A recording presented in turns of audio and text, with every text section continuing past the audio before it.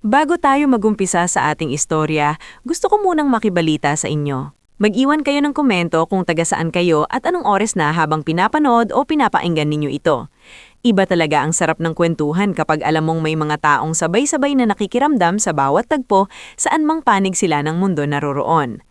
Ngayon, heto na ang simula ng isang kwento ng isang babaeng tahimik lang na minamaliit ng lahat. Pero hindi nila alam, ang katahimikan niya ay hindi kahinaan, kundi lakas na naghihintay lang ng tamang sandali. Si Serena Vallejo ay isa sa mga babaeng kapag unang tingin mo ay iisiping mong simple lang. Mahinhin, hindi mahilig sa mamahaling alahas, hindi malakas ang boses, at walang ugaling gustong maging sentro ng atensyon. Sa edad na 30, mas gusto pa niyang magbasa ng mga lumang aklat tungkol sa dagat at paglalayag kaysa dumalo sa mga party na puno ng mayayabang na tao. Sa mata ng karamihan, isa lamang siyang tahimik na asawa ni Darian Montemayor.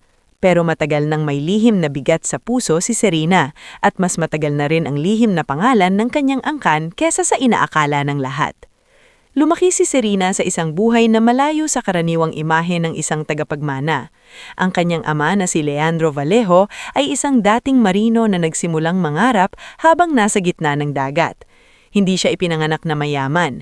Dumaan siya sa gutom, pagod at pangungulila sa pamilya habang sakay ng namabarkong hindi kanya. Ngulit dahil sa tiyaga at talino, nakapagpatayo siya ng maliit na shipping service na lumaki ng lumaki sa pagdaan ng mga taon. Gayunpaman, sa loob ng kanilang tahanan, hindi kailanman pilalaki si Serena bilang prinsesa. Itinuro sa kanya ng ama na ang pinakamahalagang bagay na maaaring manahin ng anak ay hindi negosyo kundi dangal. Anak, madalas sabihin ni Leandro noon habang nakatanaw silang mag-ama sa dalampasigan ng Zambales, ang taong totoong may kaya, hindi kailangang isigaw sa mundo kung sino siya. Ngumingiti lamang si Serena noon. Paano po kung maliitin ako ng ibang tao dahil hindi nila alam? Hayaan mo sila, tugon ng ama niya. Mas mabuti nang mababa ang tingin nila sa'yo kaysa mataas ang tingin nila pero wala ka namang pagkatao. Maaga niyang nawala ang kanyang ina, kaya ang ama niya at ang ilang tapat na taong matagal nang kasama ng pamilya ang naging mundo niya. Kabilang sa mga ito si Tamsen Riego, ang masinop na executive assistant ni Leandro na halos itinuring na ring tiyahin ni Serena, at si Mang Isko Bernal, ang driver nilang hindi marunong magtago ng pag-aalala sa tuwing umuuwi si Serena ng pagod galing eskwela o trabaho. Hindi marangya ang pagpapalaki sa kanya. Nag-aral siya sa maayos na paaralan, oo, ngunit hindi niya kailanman ipinagyabang ang apelyido niya. Sa katunayan, mas gusto pa nga ng ama niyang hindi agad inilalantad ang lawak ng kanilang negosyo. Pagsapit ni Serena sa kolegyo, mas pinili niyang kumuha ng kursong may kinalaman sa hospitality at operations kaysa basta umupo sa opisina bilang tagapagmana. Gusto niyang maintindihan ng negosyo mula sa ilalim. Nag-training siya sa mga hotel, nag-observe sa ports, at minsan pa nga ay sumasama siya sa mga vessel inspection nang hindi ipinapakilala ang sarili bilang anak ng may-ari. Doon niya unang natutunan kung gaano kalaki ang pagkakaiba ng paggalang na ibinibigay sa mayaman at sa ordinaryong empleyado. Ngulit nagbago ang takbo ng buhay niya nang makilala niya si Darian Montemayor sa isang charity art exhibit sa Cebu. Matangkad, maayos manamit, at magaling magsalita. Iyan ang unang impresyon niya sa lalaki. Hindi ito tulad ng ibang mayayabang na negosyanteng nakilala niya. Tahimik si Darian noong gabing iyon at hanghalip na purihin ang looks ni Serena, ang pinansin nito ay ang matagal niyang pagtitig sa isang painting ng lumang pantalan. "Mahilig ka sa dagat?" tanong ni Darian habang nakatayo sa tabi niya. Bahagyang napalingon si Serena. "Siguro, mas tama sigurong sabihing malaki ang utang na loob ko sa dagat." Napangiti si Darian. "Ibang sagot yan. Kadalasan kapag tinanong mo ang tao kung tungkol sa painting, sasabihin lang nilang maganda ang kulay." Napangiti rin si Serena noon, isang ngiting hindi pilit. Kapag lumalaki ka kasing maraming alaala ang nakatali sa alon, hindi mo na siya titingnang background lang. Mula sa simpleng usapan na yon, nagsimulang maging madalas ang pagkikita nila. Kape pagkatapos ng mga event, mga pag-uusap tungkol sa trabaho, mga tawanan tungkol sa mga absurdong ugali ng alta sosyedad. Para kay Serena, si Darian ang unang lalaking tila nakakita sa katauhan niya at hindi sa kung ano ang maaari niyang dalhin. At dahil gusto niyang paniwalaan iyon ng buo, pinili niyang huwag ilantad ang kabuuan ng katotohanan tungkol sa sarili niya. Ipinakilala niya ang sarili bilang isang operations consultant mula sa pamilyang may maayos, ngunit hindi tanyag na negosyo. Totoo naman iyon, hindi lang buo. Sa una, maayos ang lahat. Maging ang ama ni Serena ay tila natuwa nang makita na masaya ang anak niya. Kahit kapansin-pansin ang pagiging mausisa ni Tamsin sa background ng mga Montemayor. Miss Serena, minsang sabi ni Tamsin habang inaayos ang ilang dokumento sa opisina. Pasensya na at nakikialam ako, pero parang masyadong concerned sa status ang pamilya ni Mr. Darian. Tahimik na sumagot si Serena. Hindi naman po lahat sa kanila, mabait naman si Darian. Ang tanong, sabi ni Tamsin, kapag dumating ang panahon na kailangan niyang pumili sa pagitan ng katotohanan at ng opinyon ng pamilya niya, saan kaya siya papanig? Hindi iyon agad na sagot ni Serena. Sa halip, pinili niyang panghawakan ang kabutihang nakita niya kay Darian. Nagpakasal sila makalipas ang 1 taon at kalahati. Hindi man marangya sa gusto ni Doña Celestina Montemayor, natuloy pa rin ang kasal sa isang eleganteng seaside chapel. Doon unang nasilayan ni Serena ang mas malamig na anyo ng kanyang biyenan. Sa unang pagkakita pa lang nila, tiningnan siya nito mula ulo hanggang paa, na para bang sinusukat ang halaga niya sa klasing tela ng suot niyang damit. Simple ka pala talaga, sabi ni Doña Celestina noon, sabay ngiti na hindi mo malaman kung papuri ba o pangmamaliit. Well, at least charming naman ang pagiging simple kung tama ang pagdadala. Naroon din ang hipag niyang si Vian Montemayor, na halatang sanay sa mga branded na gamit at social climbing na barkada. Kapag kaharap si Serena, lagi itong may maliliit na komento na parang biro pero may lason. Serena, hindi ka ba nahihirakan makisabay sa schedule ng family? Minsang tanong ni Vian habang nagmemeryenda sila. Alam mo naman, sanay kami sa gala, meetings, gala ulit. Baka ma-overwhelm ka. Bago pa makasagot si Serena ay sumingit si Darian. Vian, tama na. Ngunit ang masakit para kay Serena, laging hanggang tama na lang si Darian. Hindi nito tahasang ipinagtatanggol ang asawa niya. Hindi nito nilalagyan ng hangganan ng ina at kapatid nito. Parang ayaw nitong guluhin ang kapayapaan ng pamilya kahit kapalit noon ay unti-unting pagtasugat ng damdamin ng sarili niyang asawa. Dumating ang mga buwan na si Serena na mismo ang nag-a-adjust para lang maiwasan ang gulo. Kapag may family lunch, siya ang nananahimik. Kapag may komento sa damit niya, siya ang ngumingiti na lang. Kapag pinaparamdam na hindi siya bagay sa pamilya, siya ang umiiwas sa komprontasyon. Maging ang kaibigan ng pamilya na si Odessa Ramirez, isang babaeng laging present sa mga gathering at masyadong komportable kay Darian, ay hindi niya pinatulan kahit ramdam niyang may kakaiba rito. Mas bagay sana kay Darian ang babaeng sanay sa mundo namin. Minsang narinig ng bulong ni Odessa kay Vian sa isang event. Hindi kumibo si Serena noon, pero nang gabing iyon, umuwi siyang mabigat ang dibdib. Sa loob ng kanilang silid, nadatnan siya ni Darian na tahimik na nakaupo sa gilid ng kama. May problema ba? Tanong nito. Napatingin si Serena sa kanya. Darian, tanungin kita ng diretsyo. Kapag may nagsasalitang masama tungkol sa akin, asawa mo, hanggang sa pagsaway mo lang ba kayang dawin? Napabuntong hininga ang lalaki. Ayokong lumaki ang issue, Serena. Kilala mo naman si Mama at si Vian. Ganon lang talaga sila magsalita. Ganon lang? Mahinang ulit niya. Masakit din ang ganon lang. Lumapit si Darian at hinawakan ang kamay niya. Pagpasensyahan mo na, aayusin ko rin ito. Pero sa mga sumunod na buwan, walang inayos si Darian. Sa halip, lalong naging pino ang paraan ng pananakit sa kanya. Hindi siya diretsyong sinisigawan, hindi siya hayagang pinapalayas. Ngunit araw-araw may pahiwatig na hindi siya sapat. Hindi sapat para sa kanilang apelido. Hindi sapat para sa kanilang antas. Hindi sapat para sa kanilang mundo. At sa kabila ng lahat, nanatiling tikom ang bibig ni Serena tungkol sa sarili niyang mundo. Namatay si Leandro Vallejo 1 taon matapos ang kasal. Iyon ang pinakamasakit na dagok sa kanya.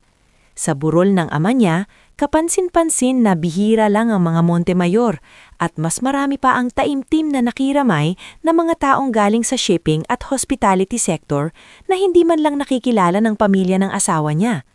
Nandoon si Mateo Casilag, si Tamsin, si Mang Isko at ilang senior executives na tahimik na lumuluhod sa harap ng kabaong ng ama niya. Hindi na iyon pinansin ng mga Montemayor. Para sa kanila, isa lamang iyong simpleng ama ng simpleng babae. Pero matapos ang burol, doon nagsimulang magbago ang lahat. Sa pagbabasa ng testamento, natuklasan ni Serena ang buong bigat ng responsibilidad na iniwan sa kanya ni Leandro. Hindi lang pala siya tagapagmana ng mga share sa kumpanya. Siya ang magiging pangunahing tagapagdesisyon sa isang malaking network ng maritime assets, hospitality ventures at cruise operations na dahan-dahang binuo ng ama niya sa loob ng maraming dekada. Isa sa pinakamahalagang bahagi nito ang isang luxury cruise fleet na nakatakdang palawakin sa Asia. Tahimik na nakinig si Serena habang nagsasalita si Attorney Noel Vergara. "Pinsan," sabi ng abogado matapos ang meeting, "hindi mo kailangang ipagsabi agad sa lahat, pero tandaan mo, hindi ka na pwedeng manatiling nakayuko habang buhay." Tumanggo si Serena, bagamat hindi pa niya alam kung paano niya haharapin ang lahat.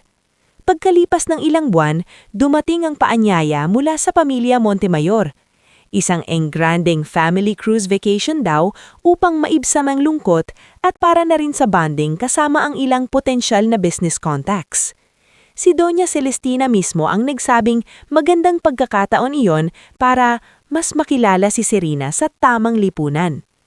Ngumiti lamang si Serena nang mabasa niya ang detalye ng biyahe. Ang barkong napili ng mga Montemayor ay ang MV Aurelia Crown. Isa iyon sa mga barkong tahimik na napasailalim sa kanyang pamamahala matapos ang pagkamatay ng ama niya. Hindi niya iyon sinabi kahit kanino. At habang tinititigan niya ang invitation card sa loob ng kanyang tahimik na silid, unti-unting tumigas ang dating malambot niyang mga mata. Hindi dahil naghahanda siya ng paghihiganti, kundi dahil sa unang pagkakataon, naramdaman niyang baka malapit na ang araw na hindi na siya basta mananahimik habang binabawasan ang pagkatao niya. Sa ibaba ng bahay, narinig niya ang boses ni Doña Celestina na kausap si Lian sa telepono. "Siguraduhin mong presentable ang lahat," sabi nito. "Ayokong mapahiya tayo dahil lang sa simpleng asawa ni Darian." Tahimik na ipinikit ni Serena ang kanyang mga mata. Hindi pa niya alam noon na ang bakasyong iyon ang magiging simula ng pagbagsak ng mga taong sanay manakit at ng muling pagbangon ng isang babaeng matagal nilang inakalang mahina lang. Bago tayo dumiretso sa susunod na yugto ng ating istorya, gusto ko munang anayahan kayong mag-iwan ng komento kung saan kayo at anong oras ninyo ito pinapakinggan o pinapanood. Nakakatuwang isipin na sa iba't ibang sulok ng mundo, may mga pusong sabay-sabay na sumasabay sa kaba, lungkot at pag-asa ng isang kwento. At ngayon, heto na ang pagpapatuloy ng buhay ni Serena Vallejo, ang babaeng tahimik na minamaliit ng lahat pero unti-unti nang inilalapit ng tadhana sa sandaling hindi na nila kayang baliwalain. Pagkatapos tanggapin ni Serena ang imbitasyon ng pamilya Montemayor para sa engranding cruise vacation, wala siyang ipinakitang kakaibang reaksyon. Sa halip, mahinahon niyang isinara ang invitation card at ibinalik iyon sa mesa ng kanyang silid. Pero sa loob-loob niya, alam niyang iba ang magiging kahulugan ng biyahe na iyon. Hindi lamang iyon simpleng bakasyon. Pakiramdam niya, isa iyong entabladang matagal nang inihahanda ng kapalaran. Isang entabladong doon tuluyang mabubunyag kung sino talaga ang tapat, sino ang duwag, at sino ang mga taong sanay lamang humusga sa ibabaw. Sa umaga ng pag-alis nila, tahimik si Serena habang inayos ni Minda ang ilang damit niya sa maleta. Pinili niya pa rin ang mga payak ngulit dekalidad na kasuotan, mga dress na elegante ngunit hindi nakikisigaw, mga blusang malinis ang tahi, at isang puting blazer na ibinigay pa kanya ng kanyang ama noong una niyang isinama sa isang board meeting maraming taon na ang nakaraan. "Ma'am, mahina pero buong pag-aala lang," sabi ni Minda. "Sigurado po ba kayong sasama kayo? Hindi ko po maalis sa isip ko, parang may balak na naman si Doña Celestina na ipahiya kayo. Ngumiti si Serena, ngulit may bigat ang mga mata niya. Alam ko, Minda, pero hindi naman ako habang buhay iwas ng iwas. Minsan, kailangan ding humarap. Si Sir Darian po, alam ba niya ang pakilamdam ninyo? Sandaling natahimik si Serena bago sumagot. Alam niyang may mali. Ang problema, hanggang alam lang siya, hindi niya mapigilan. Napayuko si Minda. Bilang matagal ng kasambahay sa bahay ng mga Montemayor, marami na siyang nakikita at narinig, at sa lahat ng tao sa bahay na iyon, si Serena ang tanging hindi niya kayang tiisin na nakikitang nasasaktan. Pagdating nila sa pier, ramdam agad ni Serena ang laki ng pagtatanghal na gustong mangyari ng pamilya Montemayor. Nandoon si Doña Celestina na nakasuot ng mamahaling set ng alahas, si Vian na tila papanta sa fashion editorial shoot sa ayos ng damit, at si Raf Lauzon na halatang nag-e-enjoy sa pagiging alalay ng matapobreng pamilya. Naroon din si Odessa Ramirez, bagay na hindi na ikinagulat ni Serena kahit pa pamilya lamang daw ang biyahe. Dumating na rin pala siya. Mahinang sabi ni Vian, hindi man lang ikinubli ang sarkasmo habang tinitignan si Serena. Akala ko hindi nasasama, baka natakot sa dami ng sosyal. Vian, saway ni Darian, ngunit mahina at walang diin. Anong Vian? Putol ni Doña Celestina. Wala namang masama sa sinabi ng kapatid mo. Dapat nga matuto si Serena na masanay. Hindi habang buhay pwede siyang nakakulong sa pagiging simple. Narinig yun ni Serena, ngunit wala siyang sinagot.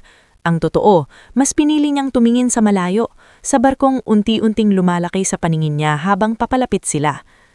Napakaganda ng MV Aurelia Crown. Mahaba, makinis ang disenyo, at may kakaibang dignidad ang tindig nito sa gitna ng tubig. Para kay Serena, hindi iyon basta barko. Bahagi iyon ng alaala ng kanyang ama. Isa iyon sa mga proyektong huli nilang pinag-usapan bago ito pumanaw. Beautiful, isn't it? Nakangiting sabi ni Darian habang tumabi sa kanya. Oo, sagot ni Serena. Mahina, ngunit totoo ang damdamin. Napakaganda. Mabuti naman at nagustuhan mo. Si Mama kasi ang nagpilit na ito ang kunin. Sabi niya, once in a lifetime raw dapat ang bakasyong ito. Sandaling tumingin si Serena sa asawa niya. Once in a lifetime nga siguro. Hindi na unawaan ni Darian ang lalim ng ibig niyang sabihin. Pag-akyat nila sa barko, agad silang sinalubong ng maayos na mga crew na nakangiti at marunong sa tamang pakikitungo. Subalit napansin ni Serena ang ilang pamilyar na mukha. Ang guest relations manager na si Harlen Sarmiento ay halos hindi makatingin sa kanya ng diretsyo, tila hirap itago ang pagkakakilala. Ganon din si junior purser Yina Beltran na muntik pang mapatigil sa pagbibigay ng welcome drink nang makita si Serena. Bahagyang tumanggol lang si Serena sa kanila, isang tahimik na paalala na hindi pa panahon para magsalita. Bakit parang kilala ka ng mga staff? Tanong ni Odessa na hindi maitago ang panguusisa. Baka dahil mukha akong mabait sa tip, sagot ni Serena nang hindi ngumiti. Napasimangot si Odessa habang si Vian ay napatawa na parang may narinig na biro. Ilang sandali pa, nagsimula na ang cabin assignment. Nandoon ang isang senior hospitality officer na nagbabasa ng room allocations para sa pamilya at mga bisita.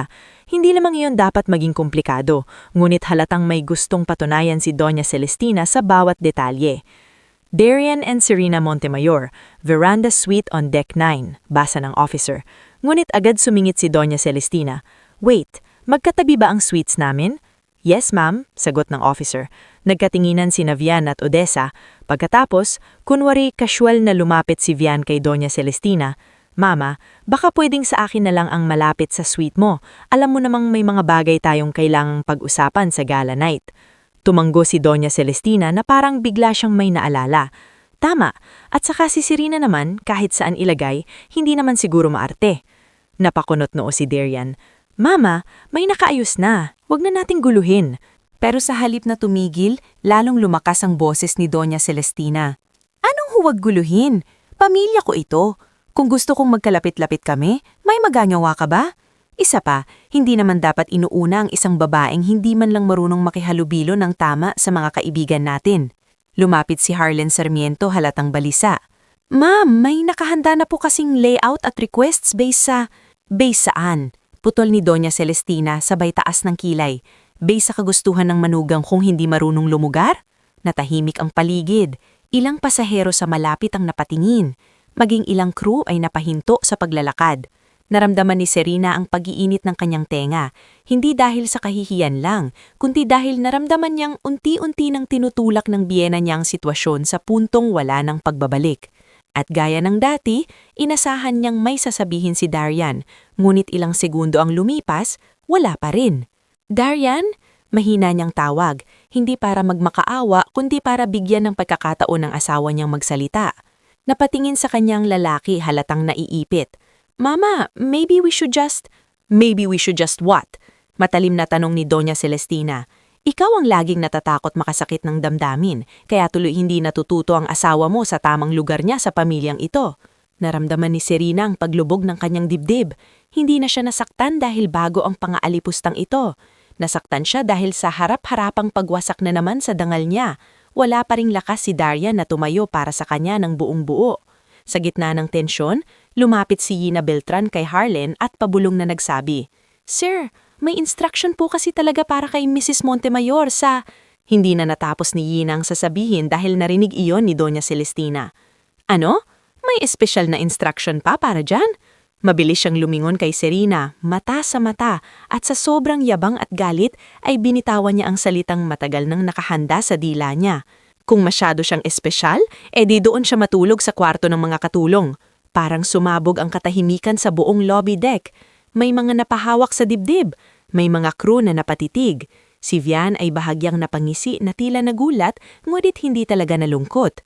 Si Raph ay umiwas ng tingin na may mapanuksong ngiti sa gilid ng labi. Si Odessa ay nanahimik, ngunit may kakaibang liwanag sa mata na parabang matagal na niyang gustong makita ang eksenang ito. Samantalang si Darian ay namutla. "Darian!" Mariing sabi niya sa wakas. Pero huli na ang lahat. Hindi sumagot si Serena agad. Hindi siya nagtaas ng boses. Hindi siya lumuha.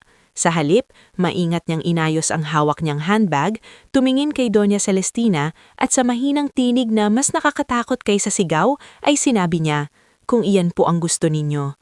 "Serena, sandali!" Pigil ni Darian, ngulit umatras siya ng bahagya sa asawa niya. Hindi galit ang mukha niya. Mas masakit pa roon. Ito yung mukha ng isang taong unti-unti nang napapagod magmahal ng mag-isa. Doon pumasok si Maristela Gaviola, ang head stewardess ng barko, na halatang halos maiyak sa kalihiyan para sa nangyari. "Ma'am, this way po." Tumanggo si Serena at sumunod. Sa bawat hakbang niya papunta sa housekeeping corridor, pakiramdam niya ay hindi na lamang siyang lumalayo sa pamilya ng asawa niya.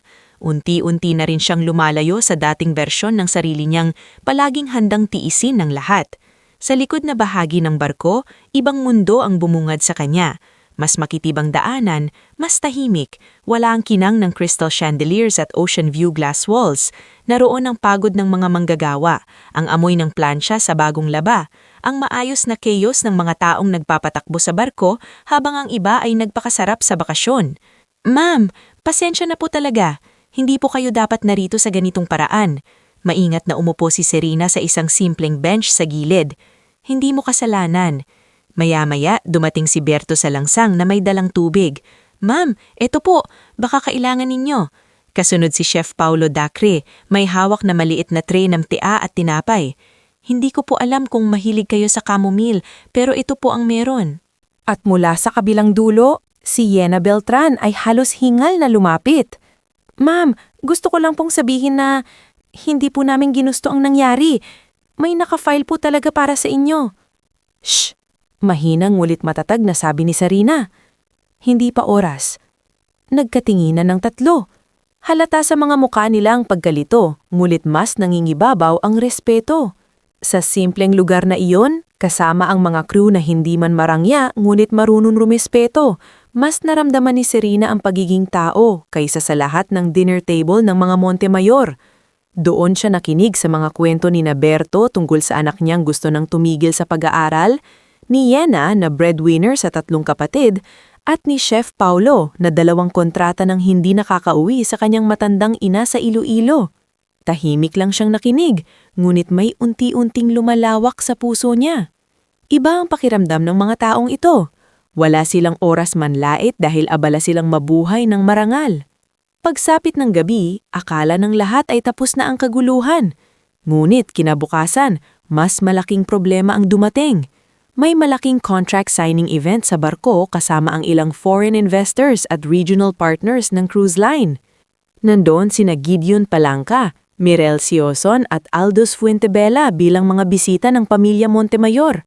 Ang plano sana ay gawing networking triumph iyon ni Doña Celestina, pero biglang nagkagulo ang booking manifests, nagkapalit ang mga secure seating assignments at may mali pa sa VIP security clearance. Tumakbo ang mga tao sa lobby at events hall habang halatang nagpapanik si Harlen at ang staff niya. "This can't happen today," gigil na sabi ni Doña Celestina. "Darian, do something." "Anong gagawin ko?" Gulat na sagot ng lalaki. "Hindi naman ako ang nagpapatakbo nito." Sa gilid, tahimik na nakatayo si Serena habang pinagmamasdan ng pagkakagulo. Nakita niyang ang seating chart ay dapat i-realign ayon sa investor rank at language pairing. Mali ang translation kits na naipamahagi. Wala sa tamang side ang media partition.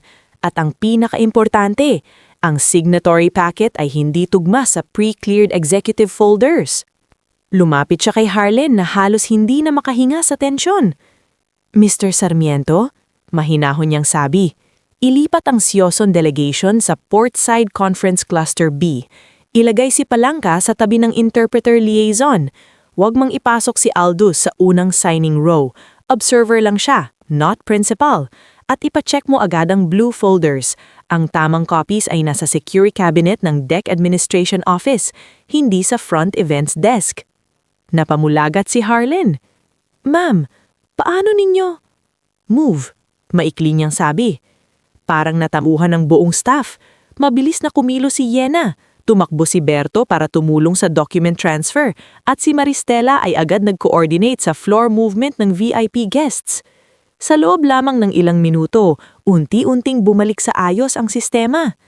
Nakatitig si Doña Celestina kay Serena. Halatang hindi naunawaan kung bakit parang kabisadong-kabisado ng manugang niya ang bawat protokol ng barko. At sa mismong sandaling iyon, bumukas ang pangunahing pinto ng conference hall at pumasok ang fleet director na si Mateo Casilag kasama ang ilang senior officers. Hinawi ni Mateo ang tingin ng lahat nang diretso siyang lumapit kay Serena at magalang na yumuko ng kaunti. "Ma'am Chair," sabi niya sa malinaw at matatag na tinig, "naayos na po ang lahat base sa utos ninyo."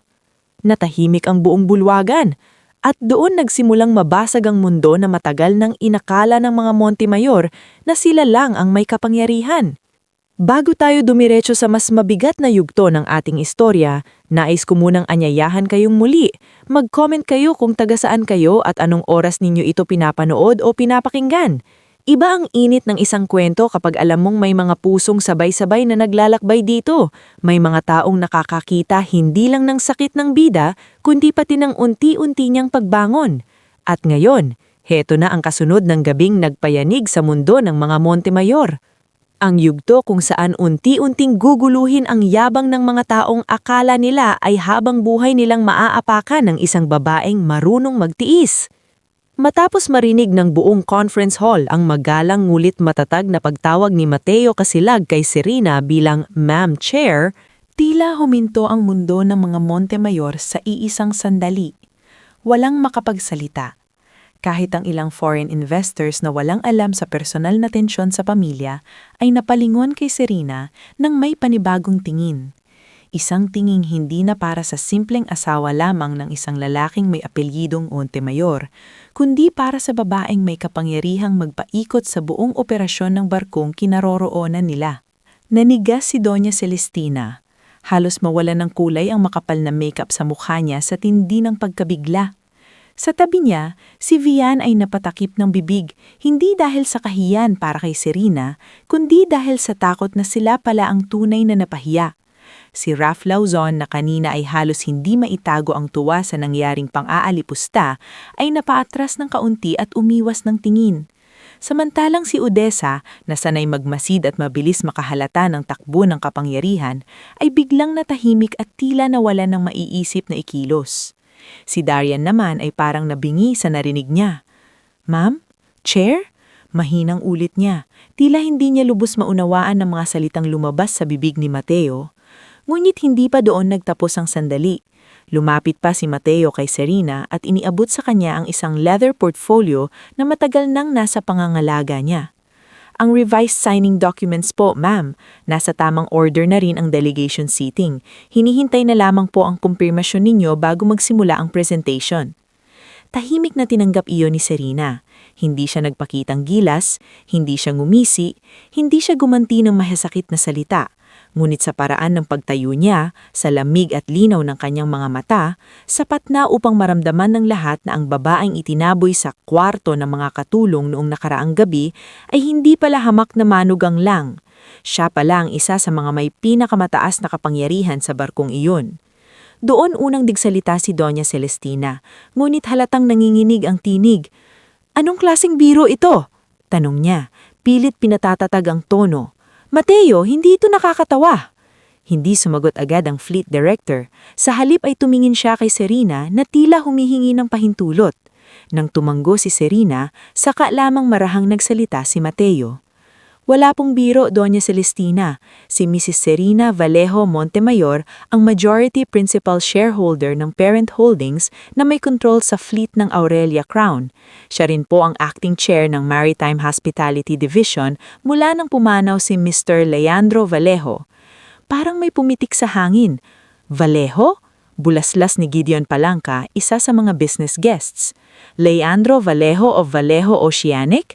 Tahimik na tumanggo si Serena. "Anak niya ako." Hindi na napigilan ni Mirel Sioson ang mapahawak sa dibdib. "My goodness! Kaya pala!" Napalingon si Aldous Fuentevela kay Doña Celestina na para bang hindi makapaniwala kung paano nito nagawang alipustain ang babaeng may hawak palang barkong sinasakyan nila.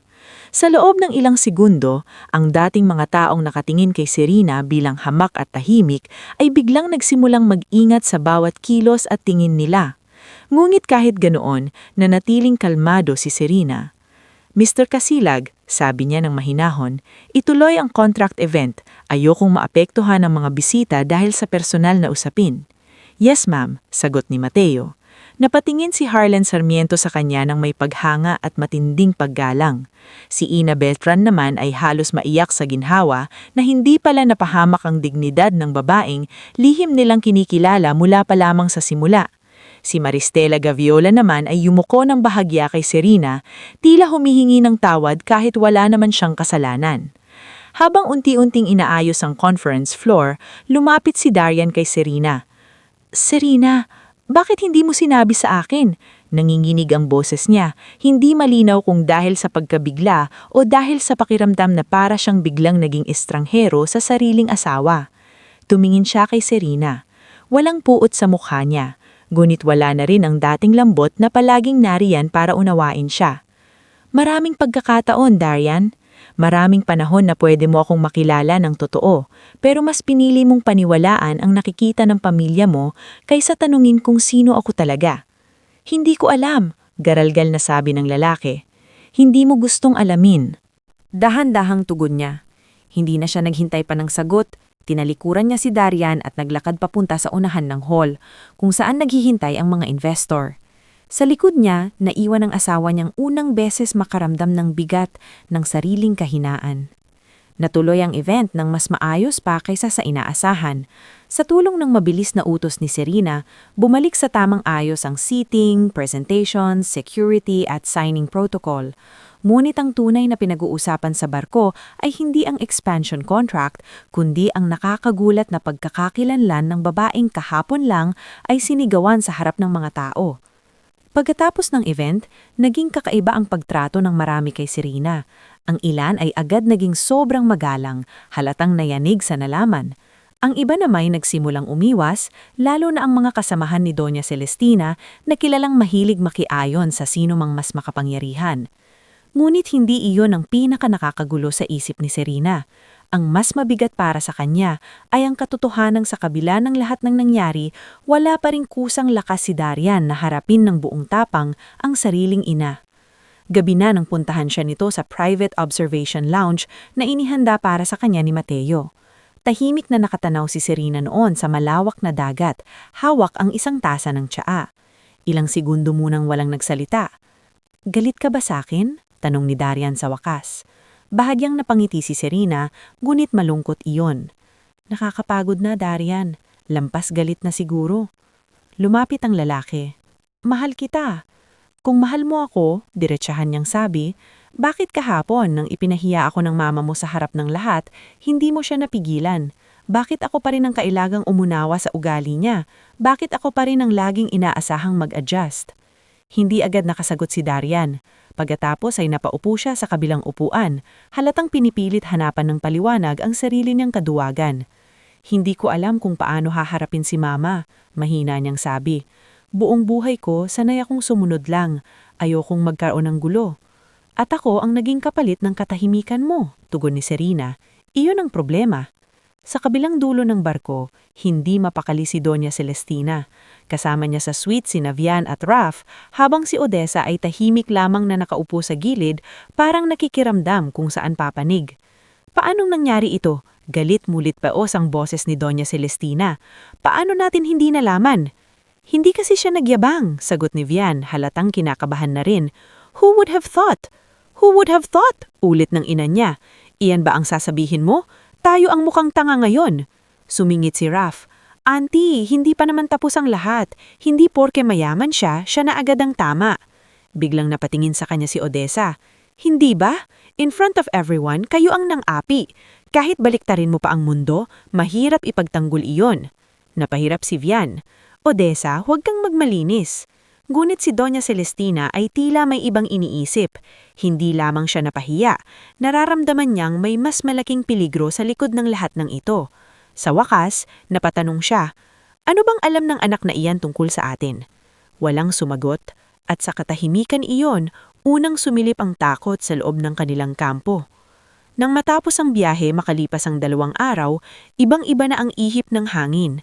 Pagbaba pa lamang nila sa pier, may mga taong naghihintay na para kay Serena, kabilang na ang Tamsin Riego at si Attorney Noel Vergara. Ang esena pa lamang na iyon ay sapat na upang maramdaman ng mga Montemayor na hindi na nila hawak ang sitwasyon. Lumapit si Tamsin kay Serena at marahang yumuko. Welcome back, ma'am.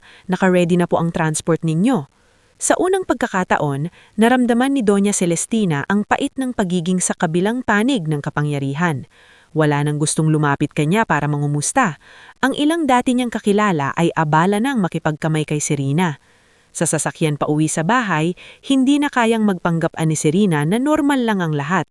Tahimik ang buong biyahe. Pagdating nila sa bahay ng mga Montemayor, hindi pa man nakakapasok ay sinabi na ni kay Darian, kailangan nating mag-usap, hindi bukas, hindi sa susunod na linggo, ngayon. Sa loob ng library ng bahay, naroon sina Doña Celestina at Vian na tila handang makialam. Ngunit hindi na umatras si Serena. Hindi na ako babalik sa dati. Diretsahan niyang sabi. Hindi na ako mananahimik habang ginaganyan ninyo ako.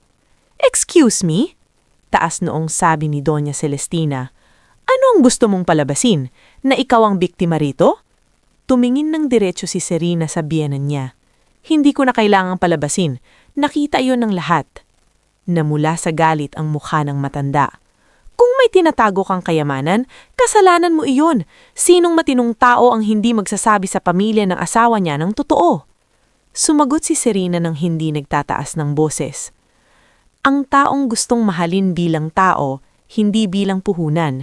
Ang taong umaasang ang asawa niya ay marunong tumayo para sa kanya kahit hindi niya kilala ang buong pangalan sa likod ng pera. Natahimik si Darian. Darian, sabi ni Serena habang nililingon ang asawa. May mga dokumentong paulit-ulit mong ipinapapirma sa akin nitong mga nakaraang buwan. Sabi mo, simpleng approvals lang para sa ilang ventures ng pamilya ninyo. Ipinabasa ko ang mga iyon kay Noel. Biglang nag-iba ang kulay ng mukha ni Darian. Serena, hindi mo alam? Putol niya. O hindi mo lang tinignan ng mabuti dahil si Raph ang nagsabing okay lang. Napatingin silang lahat kay Raph Lauzon na nasa may pintuan pala ng library, bagong dating at halatang biglang nailang nang marinig ang pangalan niya. Lumapit si Attorney Noel mula sa likod ni Serena, hawak ang isang folder. Those documents were structured to create indirect financial access to trusts connected to the Vallejo Holdings. Hindi man lantaran, malinaw ang direksyon ng mga clause. Imposible, sigaw ni Vian. Hindi imposible, malamig na sabi ni Noel. Documented. Naramdaman ni Serena na iyon na ang huling hibla ng pasensya niya. Hindi ko pa kayo sinisira, sabi niya. Boses ay mababa, ngunit puno ng puwersa. Hindi ko pa ginagamit ang buong kapangyarihang meron ako, pero mula ngayon, hindi na ako mananatili sa bahay na ito na parang nakikisiksik lang. Kung gusto ninyo akong tratuhin na parang wala akong lugar, aalis ako, pero hindi ako aalis na durog. Aalis ako na malinaw sa akin kung sino kayo. Serena, mahina ngulit desperadong sabi ni Darian. Subalit umatras siya. Huwag mo muna akong pigilan. Sa lahat ng beses na dapat mo akong ipinaglaban, hindi mo ginawa. Ngayon, hayaan mo akong ipaglaban ng sarili ko. Kinabukasan, tuluyan siyang umalis sa bahay ng mga Montemayor at lumipat sa lumang seaside estate ng kanyang ama sa Zambales. Kasama niya sina Tamsin Riebo at Mang Isko, at sa lugar na iyon niya unang naramdaman ang katahimikan na hindi gawa sa pananahimik sa sakit, kundi gawa sa pagpili ng sarili. Sa mga sumunod na linggo, doon niya nakilala ng mas malalim sina Kapitan Elio Braganza, isang retiradong kapitan na matagal ng kaibigan ng ama niya. Si Sabina Llorente, isang mahusay na marine engineer na tinutukunan ng technical expansion projects ng kumpanya. Si Pio Alzaga, isang batang community organizer na may malasakit sa mga pamilya ng seafarers. At si Maria Corinne Tablizo, isang prinsipal na matagal nang nanghihingi ng scholarship support para sa mga anak na mamingisda sa kanilang bayan. Sa piling ng mga taong iyon, unti-unting nagbago ang direksyon ng buhay ni Serena. Hindi siya nagkulong sa sugat. Hindi siya umikot sa galit. Sa halip, sinimulan niyang gamitin ng yaman at responsibilidad na iniwan ng ama niya para gumawa ng mga programang may tunay na saysay. Makalipas ang ilang buwan, inilunsad niya ang Leando Legacy Foundation, isang programang nakatuon sa scholarship para sa mga anak ng seafarers, housing assistance para sa rank-and-file cruise employees, at emergency support para sa mga pamilyang nawalan ng breadwinner sa dagat. Nang mabalitaan iyon ng publiko, mas lalong umingay ang pangalan ni Serena. Ngunit hindi bilang babaeng inapi sa cruise ship, kundi bilang pinuno na marunong umangat ng hindi kinakailangang gumanti ng madumi. Samantala, sa kabilang panig, unti-unti ring gumuho ang kinang ng pamilyang Montemayor. Lumabas ang ilang tax irregularities sa negosyo ni Doña Celestina. Nabunyag na ang boutique venture ni Vian ay baon sa utang at ginamitan ng pondo mula sa family corporation nang walang tamang disclosure. At higit sa lahat, nagsimulang magtanong ang mga dating kaibigan nila kung gaano karami pang kasinungalingan ang itinayo ng pamilyang iyon para mapanatili ang imahe nila. Hindi man direktang winasak ni Serena ang mga Montemayor, ang sarili nilang kasakiman at pagmamataas ang siyang unti-unting kumain sa kanila. At sa unang pagkakataon matapos ang napakaraming taon ng pagngiti sa gitna ng sakit, natulog si Serena sa sarili niyang tahanan na hindi umiiyak, hindi naghihintay ng pagtatanggol, at hindi na nagtatanong kung sapat ba siya. Dahil sa wakas, malinaw na sa kanya ang sagot. Hindi kailanman siya naging kulang. Sila lang ang bulag sa halaga niya. Bago tayo magpatuloy sa mas mabigat at mas masinsing na bahagi ng ating istorya, gusto ko munang anyayahan kayong muli na mag-comment kung taga saan kayo at anong oras ninyo ito pinapanood o pinapakinggan.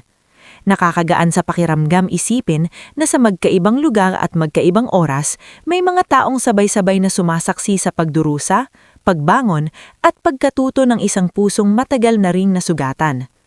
At ngayon, heto na ang susunod na yugto sa buhay ni Serena Vallejo, ang yugto kung saan hindi na lamang siya babangon mula sa pang-aapi, kundi haharap ng tuwid sa mga taong sanay siyang nakikitang tahimik.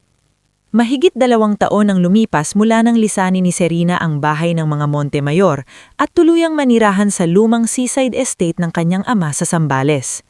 Sa loob ng panahong iyon, marami nang nagbago sa buhay niya. Ang dating babaeng naningining magsalita upang hindi lumaki ang gulo ay napalitan ng isang lider na marunong makinig, magpasya at lumaban ng hindi bumababa sa antas ng mga taong nanakit sa kanya. Sa tulong ni Tamsin Riego, Kapitan Elio Braganza, Sabina Llorente, Pio Alzaga at Maria Corinne Tablizo, Lumawak ang sakop ng Leandro Legacy Foundation. Dumami ang mga batang napag-aral. Maraming pamilya ng Marino ang natulungan. Naitayo ang Employee Family Wellness Complex sa Batangas at ilan pang regional training hubs para sa mga kabataang nais pumasok sa maritime and hospitality industry. Hindi na lamang simpleng tagapagmana si Serena. Nakilala na siya bilang isa sa mga pinakarespetadong batang pinuno sa larangan ng maritime tourism at social responsibility. Ngunit sa kabila ng mga tagumpay na iyon, hindi nangangahulugang tuluyan ng nawala ang mga sugat ng nakaraan. May mga gabi pa ring tahimik siyang nakatayo sa veranda ng lumang bahay sa Zambales, nakatingin sa dagat, at naaalala ang lahat.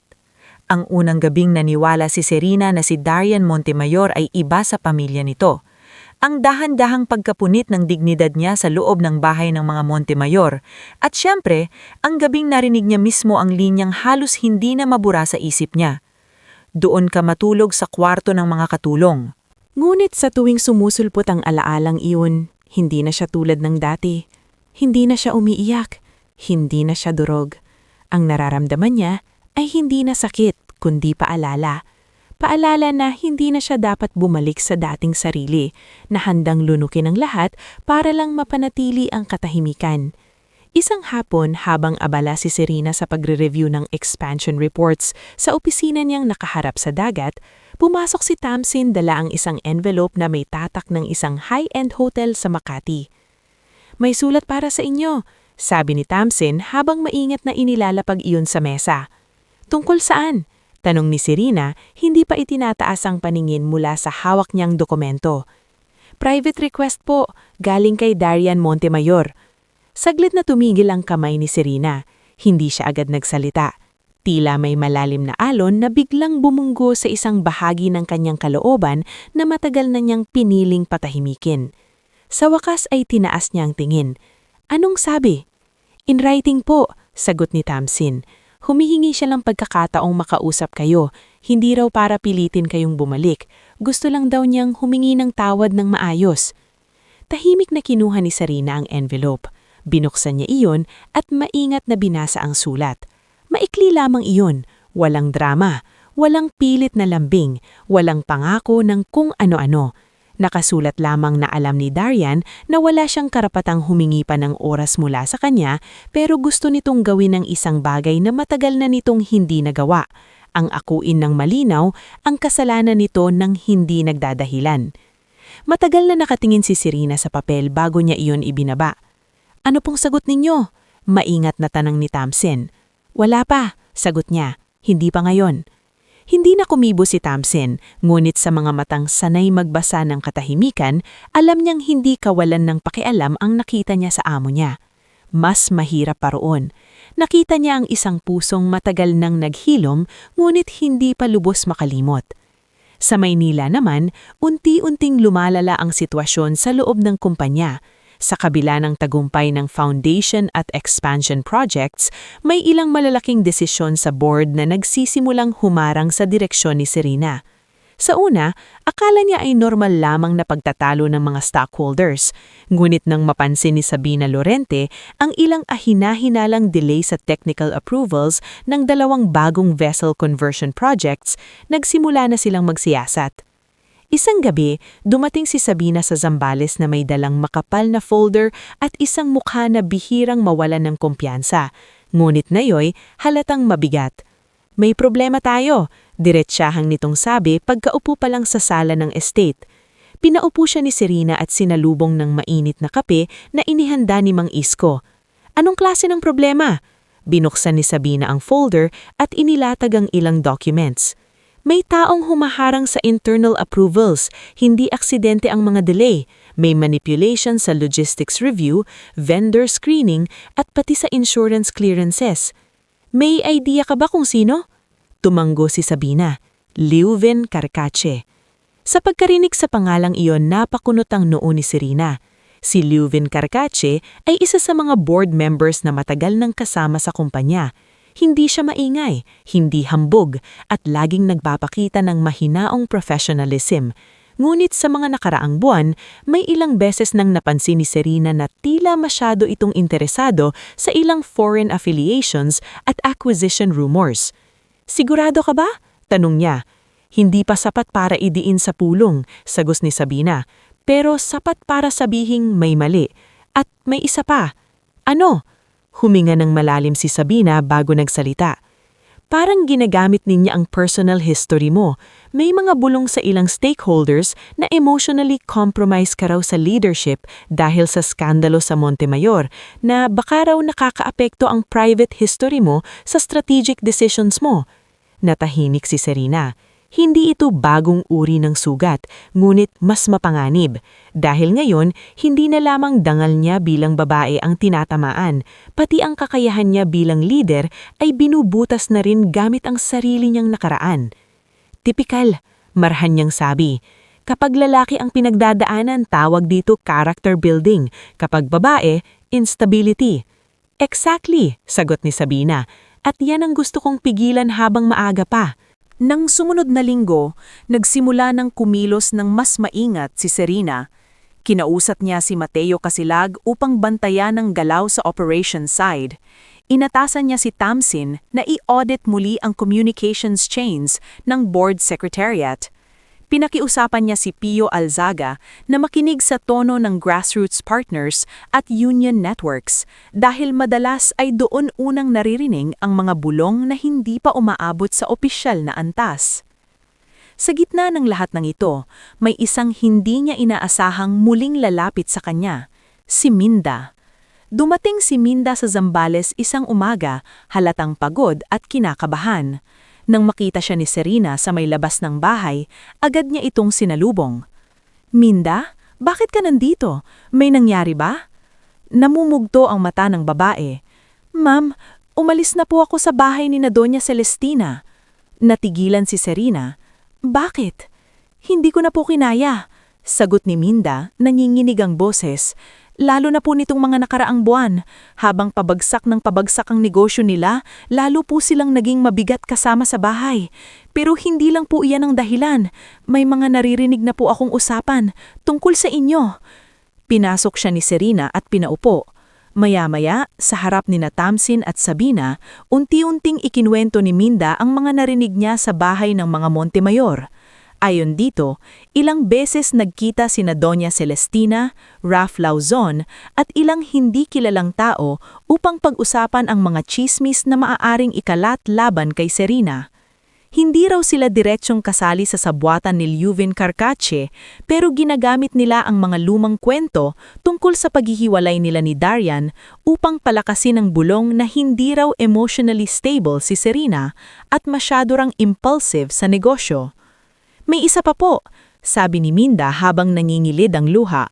Narinig ko po si Raf na sinasabing may paraan para mapahiya kayo sa susunod na shareholders assembly. Parang may ipapakitang mga lumang messages o pipiliting palabasin na kayo ang gumagawa ng mga desisyong personal ang ugat. Mahigpit na napahawak si Tamsin sa folder na dala niya. So, coordinated talaga. Tumanggo si Sabina at perfect timing, malapit na ang assembly. Tahimik na nakinig si Serena, ngulit sa halip na masindak, mas tumibay ang mukha niya. Matagal na siyang tinamaan ng mga maliliit na patalim, ngayon malinaw na kung saan nanggagaling ang mga ito. Then we prepare, sabi niya sa wakas. Makalipas ang ilang araw, dumating ang inaasam ngunit mabigat na araw ng Shareholders Assembly sa Maynila. Ginaganap ito sa isang malawak at modernong function hall sa Financial District, puno ng board members, legal representatives, investors, media observers, at strategic partners. Naroon si Liuvin Carcache tulad ng dati, nakasuot ng maayos na suit at may ngiting tila kalmado. Ngulit sa likod ng anyong iyon, ramdam ni Serena ang mabigat na pagkukunwari. Sa isa pang bahagi ng venue, dumating din si Darian Montemayor. Hindi na siya ang dating lalaking sunod-sunuran sa anino ng kanyang ina. Kitang-kita sa kanya ang pagkapayat, ang pagiging pahimik, at ang mukha ng isang taong napuwersa ng makita kung gaano kasakit ang pinsalang hinayaan niyang mangyari noon. Napansin siya ni Serena, ngunit hindi niya ito pinansin agad. Nagsimula ang assembly sa mga karaniwang agenda, financial summaries, expansion updates, social impact reporting. Ngunit dumating din ang inaasahang bahagi kung saan nagsalita si Leuven Carcache. While we all appreciate Chairwoman Serena Vallejo's philanthropic initiatives, sabi nito sa harap ng lahat, we must also ask whether recent leadership decisions are being guided solely by strategic judgment or by unresolved personal history that may be clouding long-term priorities. May marahang ugong sa paligid, at iyon na ang hudyat. Dahan-dahang tumaya si Serena, hindi siya nagmukhang galit. Mas delikado roon, mukha siyang handa. Mr. Carcache, kung gusto mong pag-usapan ang strategic judgment, pag-usapan natin. Pero kung gagamit ka ng personal na sugat upang tabunan ang sarili mong mga galaw, mas mabuting kumpleto ang ebidensya mo, dahil kumpleto ang sa akin. Isang senyas lang niya, agad lumapit si Tamsin, si Sabina at ang legal team. Inilatag nila ang audit trails, correspondence anomalies, manipulated approval chains, at vendor conflict documents na direktang naguugnay kay Leuven sa competitor network na nais mapahina ang kumpanya mula sa loob. Nagkagulo ang bulwagan. Imposible! Bulong ng ilan, pero hindi pa roon nagtapos. Lumapit si Minda, dala ang sariling lakas ng loob, at humarap bilang witness sa ilang pribadong usapang narinig niya mula sa kampo ng mga Montemayor. At sa pinakamatinding sandali ng pulong, tumayo si Darian. Lahat ay napatingin sa kanya. May sasabihin ako, garalgal niyang sabi. At wala akong karapatang magsalita kung tungkol sa sakit na naidulot kay Serena, pero kung tungkol sa totoo, alam kong may utang akong sabihin ito. Tumingin siya kay Serena bago ipinirmi ang paningin sa harap. Totoo na si Serena ang pinakamadalas masaktan sa lahat ng ito, sabi niya. Totoo ring hindi ko siya ipinaglaban noong dapat. At totoo na ginamit ng pamilya ko ang katahimikan ko para magpatuloy ang pang-aapi. Pero kung may gusto kayong malaman tungkol sa judgment niya bilang leader, mas malinaw pa ang isip ng babaeng iyan kaysa sa aming lahat. Ang problema noon at hanggang ngayon ay hindi si Serena. Kaming mga taong duwag at sakim ang problema. Tahimik ang buong bulwagan at sa unang pagkakataon sa napakahabang panahon, naramdaman ni Serena na hindi na siya nag-iisa sa pagdadala ng katotohanan. Hindi pa niya alam kung ano ang magiging lugar ni Darian sa susunod na kabanata ng buhay niya. Ngulit sa mismong araw na iyon, sa harap ng lahat ng taong minsang nagduda sa kanya, malinaw na malinaw ang isang bagay. Ang babaeng minsang pinatulog sa kwarto ng mga katulong ay hindi na kailanman maitutulak pabalik sa sulok. Dahil ngayon, marunong na siyang tumayo sa gitna ng silid at ipakita sa lahat kung sino talaga ang dapat yumuko.